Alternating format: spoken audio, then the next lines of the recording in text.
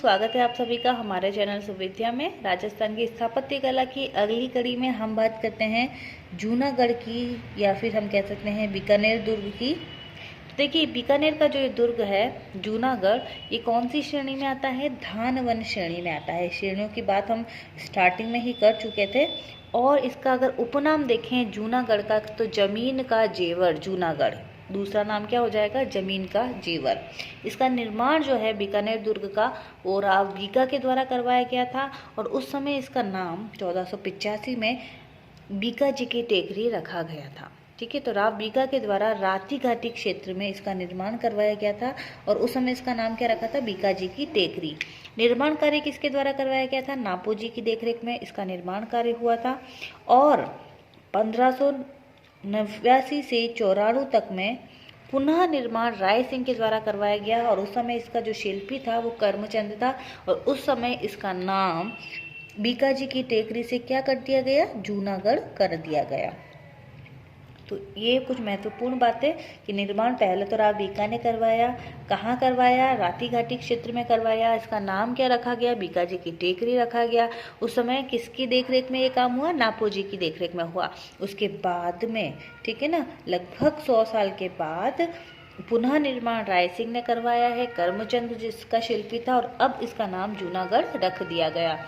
आकृति अगर हम देखते हैं जूनागढ़ की, तो चतुर्भुजाकार है, जिसमें 37 बुर्ज हैं। ठीक है, जैसलमेर में हमने बात की थी 99 बुर्ज थी, यहाँ पर कितनी बुर्ज हैं? 37 बुर्ज हैं। अगर हम बात करते हैं प्रवेश द्वार की, तो यहाँ पर 2 प्रवेश द्वार हैं, एक है करण पोल और एक हो जाएगा चांद पोल।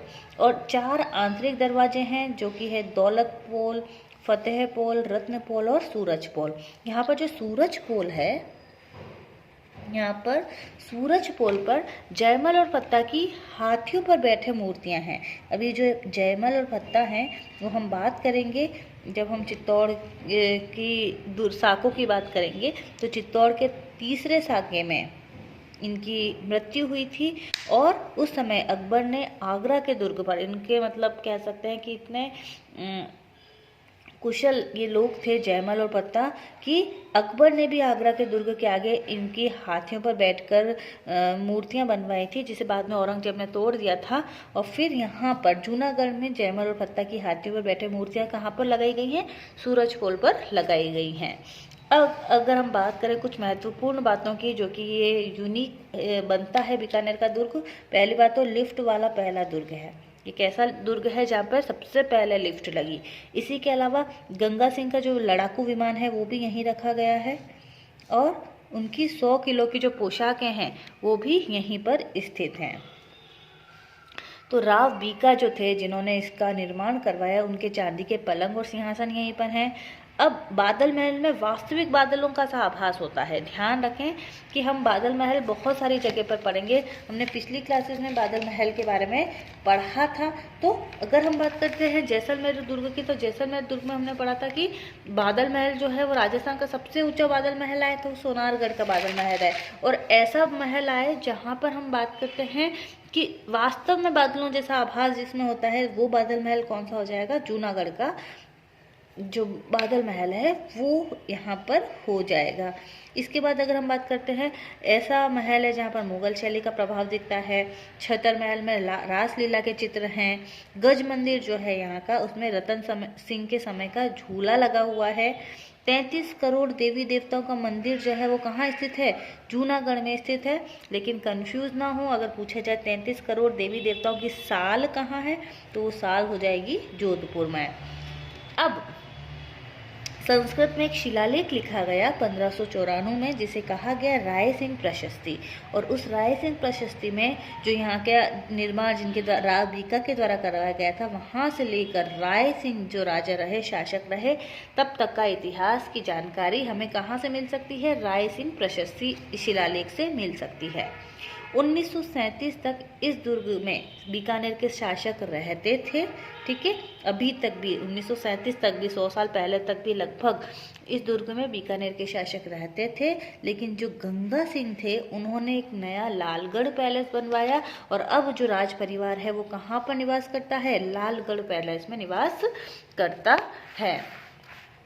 1808 में ईस्ट इंडिया जो कंपनी है उसके अधिकारी थे एक एल्फिस्टन। वो एल्फिस्टन जब काबुल जा रहे थे तब बीकानेर के जो शासक थे सूरत सिंह, हमने अभी भी बात की थी हनुमानगढ़ जो भटनेर का किला था वहाँ पे भी हमने बात की थी कि बीकानेर के सूरत सिंह ने हनुमानगढ़ के जो राजा थे उस समय, भटनेर के जो शासक थे जब्ता सिंह को हराया था। तो वही जो सूरत सिंह थे उन्होंने 1808 में ईस्ट इंडिया कंपनी के एक अधिकारी थे एल्फिस्टन, वो काबुल जा रहे थे और उन्हें दुर्ग में ठहराया था और दुर्ग की चाबियां भी दी थी, लेकिन उस अधिकारी ने उस समय लेने से मना कर दिया था। इसी के अलावा यहाँ पे एक संग्रहालय है जिसमें ट्रेसिटोरी इटली के हैं जिन्होंने अनेक पुरातात्विक सामग्रियाँ इकट्ठी की हैं।